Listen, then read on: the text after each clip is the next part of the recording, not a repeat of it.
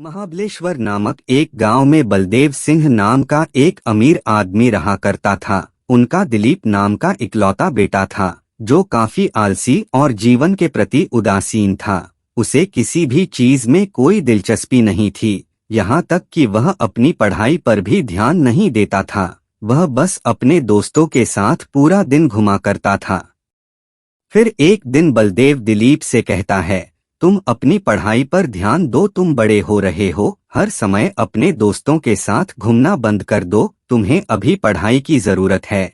पापा, मुझे पढ़ने की क्या जरूरत है, हम तो अमीर हैं, और क्या मुझे अब पढ़ाई करके कोई मामूली सी नौकरी करनी चाहिए? आप मुझ पर पढ़ाई करने का आग्रह कर रहे हैं। ज्ञान दिव्य है, व्यक्ति को बुद्धिमान बनने के लिए पढ़ाई करनी ही चाहिए, लेकिन मामूली नौकरी नहीं करनी चाहिए। उसे बुद्धिमान तरीके से जीना आना चाहिए, और वह इसे केवल गुरुओं के माध्यम से ही प्राप्त हो सकता है। इस दुनिया में सीखने के लिए बहुत कुछ है मेरे बेटे, और तुम्हें ध्यान देना शुरू कर देना चाहिए। मुझे पढ़ने में कोई दिलचस्पी नहीं है, और कृपया मुझे पढ़ने के लिए मजबूर न करें। आप मुझे अकेला छोड़ दें। बलदेव सोच में पड़ जाता है कि अपने बेटे को कैसे बदला जाए, क्योंकि दिलीप घमंडी है और पढ़ने के लिए तैयार नहीं है। इसी बीच उसकी पत्नी निधि वहां आती है। वह उसे चिंतित देखती है और उसे समझाने की कोशिश करती है। कृपया आप खुद को परेशान न करें, वह हमारा इकलौता बेटा है और हमने उसे बहुत लाड़ प्यार दिया है। वह अभी भी बहुत छोटा है, गुजरते समय के साथ सब कुछ अच्छा हो जाएगा। यह सच है कि उसे लाड़ प्यार दिया क्योंकि वह एक छोटा लड़का था, लेकिन अब वह बड़ा हो चुका है। अगर वह इसी तरह सुस्त बना रहा तो मुझे उसके भविष्य का डर है, और वह मेरे इरादों को नहीं समझता है। मुझे उसके भविष्य के बारे में कोई जानकारी नहीं है। इस समस्या से छुटकारा पाने का केवल एक ही रास्ता है, उसे हमसे और उसके दोस्तों से दूर रहना चाहिए। यही एकमात्र समाधान है। मैं उसे जीवन के महत्व का एहसास करवाना चाहता हूँ। क्या तुम उसके बिना रह सकते हो? हमें ऐसा करना चाहिए, उसके अच्छे भविष्य के लिए यह कठोर निर्णय लें।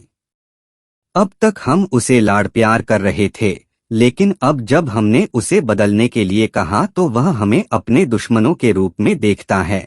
इसलिए उसे दूर भेजना ही एकमात्र समाधान है। हमें उसे आगे बढ़ने में मदद करनी चाहिए, और ऐसा तभी हो सकता है जब वह अच्छी तरह से पढ़ाई करता है और हमसे दूर रहता है। मुझे यह विचार पसंद आया, लेकिन हमें ऐसा शिक्षक कहाँ मिलेगा जो उसे ठीक से पढ़ाने के लिए उससे पास रख सके? बेशक हमारे पास के गांव में सबसे कुशल शिक्षक अर्जुन शर्मा हैं। यहाँ तक कि मेरे भाई का बेटा प्रवीण भी हमारे बेटे की तरह शरारती था, लेकिन अब उसके व्यवहार और रवैये में बहुत बदलाव आया है। इसलिए हम अपने बेटे को भी उसके आश्रम में भेज देंगे। आप बेटे से बात करें और निर्णय तय करें। दिलीप घर पहुंचता है और अपनी माँ को गहरी सोच में डूबा हुआ देखकर वह अपनी माँ से पूछता है कि क्या आपने दोपहर का भोजन कर लिया है, या आप मेरा इंतजार कर रही हो? मैं तुम्हारे बिना भोजन कैसे कर सकती हूँ मेरे प्यारे बेटे, हम दोनों एक साथ खाएंगे। मैंने आज सुबह तुम्हारे पिता को किसी बारे में बात करते हुए सुना। वह कह रहे थे तुम हमेशा मुझे पढ़ाई के लिए परेशान करते हो, और मैं जो भी कहता हूँ वह नहीं सुनता। नहीं प्रिय, तुम ऐसा मत कहो। जीवन में कुछ सार्थक करने की जरूरत है।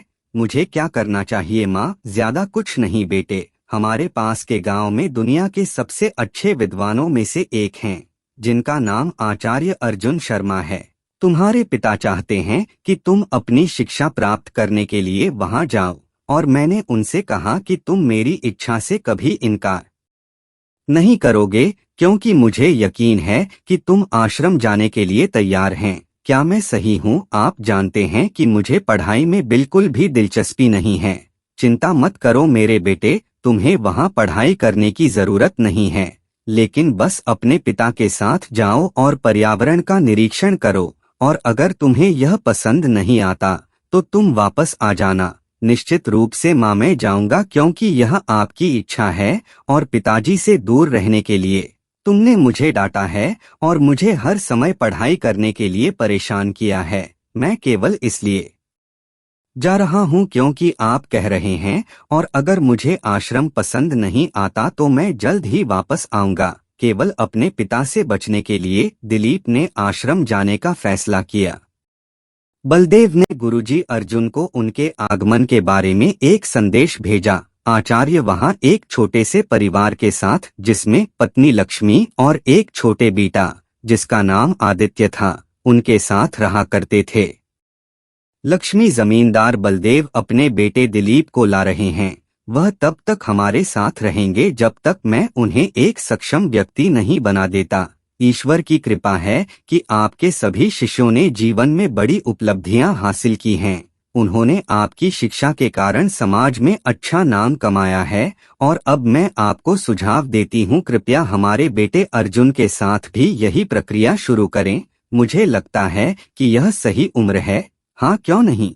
मैं अपने बेटे को अपना शिष्य बनाना पसंद करूंगा। मैं कल से प्रशिक्षण शुरू करूंगा। अगले दिन आश्रम में पहुंचे और वह आचार्य से मिले। यह मेरा बेटा है दिलीप, और मैं उसे आपके पास आपके आश्रम में छोड़ रहा हूं। अब यह आपकी जिम्मेदारी है कि आप उसे एक बुद्धिमान और सक्षम व्यक्ति बनाएं।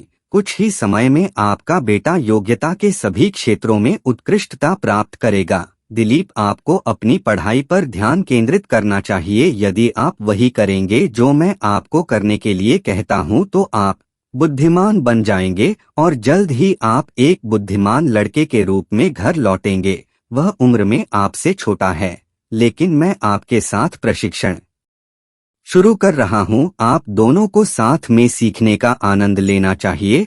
अब दिलीप आश्रम के अंदर जाने के बाद बलदेव ने आचार्य अर्जुन शर्मा से बात करना शुरू कर दिया और अनुरोध किया, मेरा बेटा आपकी जिम्मेदारी है।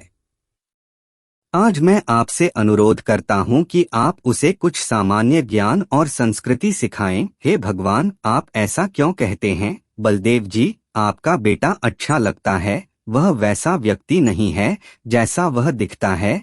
वह आलसी जिद्दी है, और मैं जो कहता हूँ उस पर ध्यान नहीं देता है, और वह मुझे अपना सबसे बड़ा दुश्मन समझता है। इसलिए हमने सोचा आपके आश्रम में हमारे बेटे के प्रशिक्षण के बारे में। मुझे उसके भविष्य की चिंता है। मुझे नहीं पता कि आप कैसे बदलेंगे और उसके साथ कैसे व्यवहार करेंगे। मुझे आशा है कि वह यहाँ आपके साथ अच्छा व्यवहार करेगा। आप चिंता न करें। दिलीप अपरिपक्व है, वह धीरे धीरे सब कुछ सीख जाएगा, और मुझे विश्वास है कि वह कुछ ही समय में जिम्मेदार और सक्षम हो जाएगा। जब आप उसे अगली बार देखेंगे तो वह समझदार हो जाएगा। मुझे आप पर पूरा भरोसा है गुरुजी। मैं जल्द ही आपसे मिलूंगा। बलदेव ने आचार्य से विदा ली और घर की ओर बढ़ना शुरू कर दिया, और अगले ही दिन से दिलीप के लिए प्रशिक्षण शुरू हो गया। आज से आपका प्रशिक्षण मैं शुरू कर रहा हूँ, और आपको अपने दृष्टिकोण में तत्पर रहना होगा और सब कुछ स्वयं ही करना होगा। यही मेरे आश्रम का तरीका है। आपको नियमों का पालन करना होगा। गुरुजी के शब्दों को सुनने के बाद दिलीप क्रोध में फूट पड़ा। बहुत दुखी स्वर में उन्होंने गुरुजी से कहा, आप भी पिता की तरह हैं, जो हमेशा मुझे आदेश देते हैं क्या करना है और कब करना है। मैं ऐसे निर्देशों से दूर रहने के लिए यहाँ आया हूँ। मैं कुछ भी नहीं करना चाहता हूँ, लेकिन आप मुझ पर इस तरह चिल्ला नहीं सकते हैं। यह आपका घर नहीं है, और यदि आप मेरे निर्देशों का पालन नहीं करते तो आपको मेरे क्रोध का सामना करना पड़ेगा। आचार्य कठोर स्वर में कहा। दिलीप आधे अधूरे मन से जो भी गुरु निर्देश देते हैं उसका पालन करता है, क्योंकि वह अपने पिता के पास वापस नहीं जाना चाहता है। इसलिए कोई और रास्ता नहीं था। फिर एक दिन मैंने आपसे कल एक श्लोक पाठ करने कहा था, और आज वही दोहराने के लिए कहा था। क्या आपने ऐसा किया था? गुरुजी, मैंने इसे अभी तक नहीं सीखा है। ठीक है, मैं जो कहता हूँ उसे आप नहीं समझते हैं। आचार्य ने दोहराया कि यदि आप मेरे कहने का पालन नहीं करेंगे और आज इस श्लोक को सैकड़ों बार जोर से नहीं पढ़ेंगे तो आपको सजा भुगतनी पड़ेगी, और यह एक रोजमर्रा की दिनचर्या बन गई है। हालांकि दिलीप ने इसका पालन करना शुरू कर दिया। समय के साथ उसके मन में गुरु के प्रति नफरत पैदा हो गई। उसने सोचा कि उसका गुरु जानबूझकर उसे ये सभी बकवास चीज़ी करने के लिए मजबूर कर रहा है और उसका गुरु उससे बिल्कुल भी प्यार नहीं करते हैं। यह दिनचर्या कुछ और दिनों के लिए चलती है।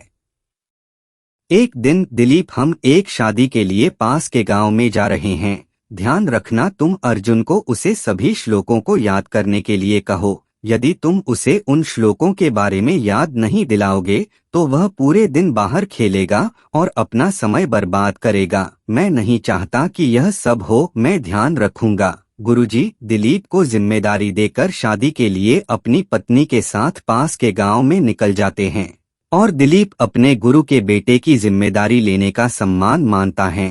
उन्होंने कहा कि गुरुजी ने मुझे तुम्हारी जिम्मेदारी सौंपी है, इसलिए जब तक वह वापस नहीं आते तब तक तुम्हें मेरा कहना मानना होगा। क्या आप समझे मेरे प्यारे भाई? लेकिन मैं अभी खेलना चाहता हूँ, तो कृपया मुझे छोड़ दो और मुझे थोड़ा खेलने दो। नहीं मेरे प्यारे छोटे भाई, मैं तुम्हें तब तक खेलने की इजाजत नहीं दे सकता जब तक तुम दिन भर के सभी श्लोकों को कंठस्थ नहीं कर लेते। दिलीप अपने स्तर पर पूरी कोशिश करता है कि वह आदित्य को ठीक करे और अपना अधिकार दिखाकर उसे श्लोक सिखा दे, लेकिन 4 दिन बाद भी आदित्य को श्लोक कंठस्थ नहीं हो सका क्योंकि उसका पूरा ध्यान खेलने में था। जाहिर है कि दिलीप इस बात से बहुत परेशान है। आदित्य, तुम एक विद्वान के पुत्र होने के बावजूद भी एक छोटा सा श्लोक कैसे नहीं सीख पा रहे हो? यदि अब श्लोक नहीं पढ़ा तो मुझे दंड देना पड़ेगा। आप कृपया इसे पढ़े। दिलीप भाई, मेरे दिमाग में कुछ भी नहीं जा रहा है,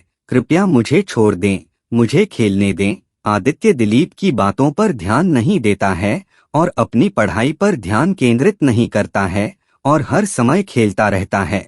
हालांकि दिलीप आखिरी बार अपनी किस्मत आजमाते हुए तो वह आदित्य को पास बुलाता है और उससे कहता है कि यदि तुमने आज यह श्लोक नहीं सुनाया तो मैं तुम्हें दंडित करूंगा।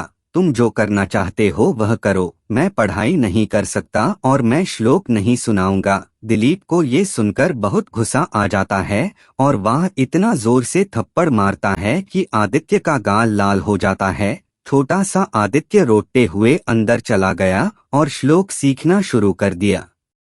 हे भगवान, मैंने गुस्से में अपने गुरु के बेटे को थप्पड़ मार दिया, अब क्या होगा? दिलीप घबरा गया और अपने विचारों में खो गया। लेकिन उसने देखा कि आदित्य ने अगले ही दिन से अत्यधिक एकाग्रता के साथ पढ़ना शुरू कर दिया। आचार्य अर्जुन ने अपनी पत्नी के साथ घर लौट आए। बाद में आदित्य ने दिलीप द्वारा उनके चेहरे पर थप्पड़ मारने की शिकायत की। माँ, देखिए कैसे भाई ने मेरे चेहरे पर थप्पड़ मारा, चेहरा भी सूज गया है और दर्द भी हो रहा है।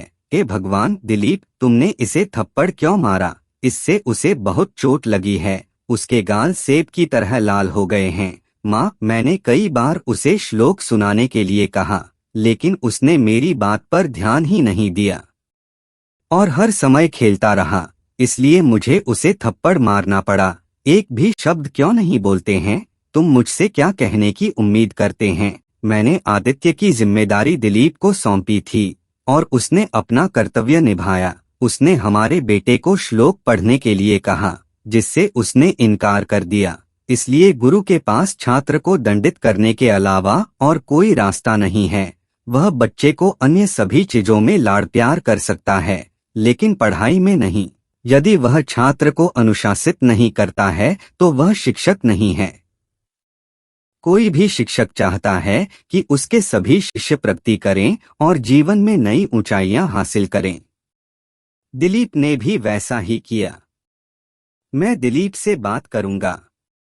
दिलीप ने अपने गुरु के इरादों को समझा और अपने पिता को याद किया, जिन्होंने इस मुद्दे को प्यार से सुलझाने की कोशिश की थी। उसके पिता उससे आगे बढ़ते और ऊंचाइयों तक पहुंचते देखना चाहते थे, लेकिन उसने कभी ध्यान नहीं दिया।